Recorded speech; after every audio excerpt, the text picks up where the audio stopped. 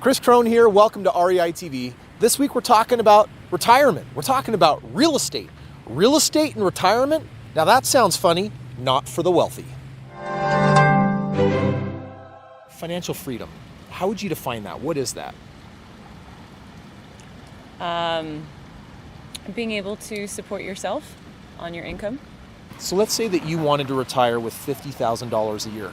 How much money do you think you would need at retirement to be able to do that? Probably around 500,000. So let's talk about saving for retirement, because there's a huge problem with the way I think society tackles retirement. In fact, I think we have a very broken system because what we're primarily taught is to put our money in places that actually don't pay us. And do you know what you call that kind of investment? Speculation. If you wanted to put money in a 401k or real estate, which do you think is riskier? I think the real estate is riskier. Yeah, I think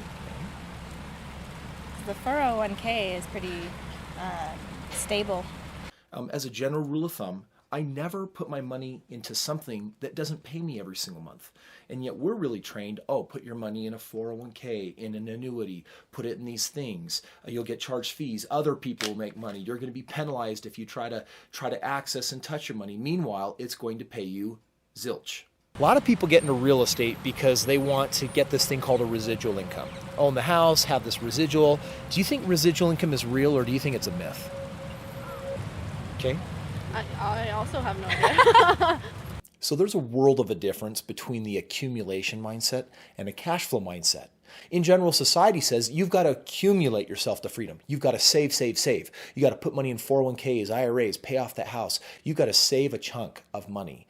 And for most people, they need a 7-figure chunk of money. And most people, because they can't save that, it means that they'll never save enough. Fortunately for us, there's another door that you can go through, and it's a different mindset. It's a cash flow mindset. And that mindset says that it doesn't matter how much money you have in the bank.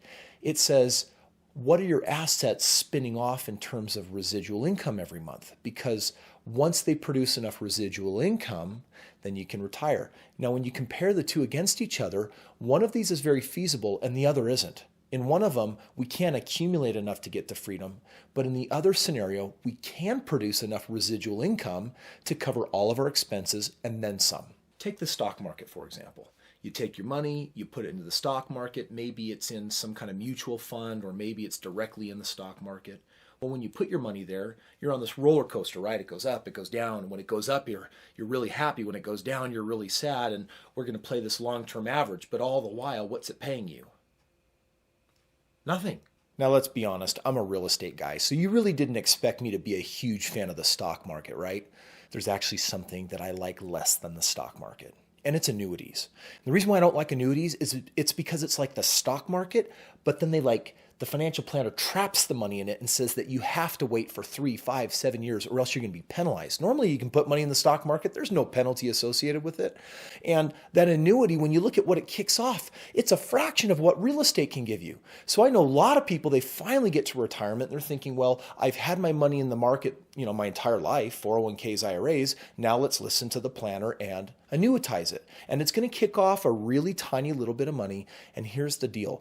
It usually cannot kick off anywhere near what you need, which means you have to start pillaging some of your other accounts, spending everything down until everything you saved is completely depleted and it's gone. Not a great solution. Now, just for a moment, compare that to real estate. If I put my money in real estate, how is that actually really different? Well, I put my money somewhere, and then every month it has the potential to what? Well, if I did it right, it's going to pay me a cash flow. If my mortgage is $500 and my rent is $800 and there's a management fee, now I'm making $220 a month. Wow, this is actually kind of nice. I get paid every single month. But there are more benefits than that. The real estate, you have control over it. And if you buy it the right way, you can liquidate it. You're not going to be penalized, and yet you pick up maximum taxes. So there's a lot of benefits to considering real estate as a diversification or a part of your overall retirement planning strategy. Real estate is king. Just take a moment and look up at the screen and see the kind of advantages that real estate gives you compared to the stock market. In the accumulation mindset, Look at that. You don't get any cash flow when you put your money in the market. You could save for 30 years with no guarantee of it actually working for you. You've got no inflation hedge, no control over the market. You get penalized if you try to pull out your money early. You've got less tax advantage.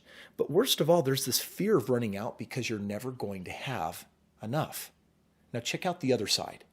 On real estate, this residual income mindset, you have a perpetual cash flow. You could actually do something that in 5 or 10 years could actually lead to financial freedom. You have a natural inflation hedge. In fact, what happens when inflation hits? Man, you better hope that you have tons of hard assets like real estate. You have solutions for market volatility. You don't have withdrawal penalties. You actually have not increased but maximum tax advantages, and cash flow increases over time.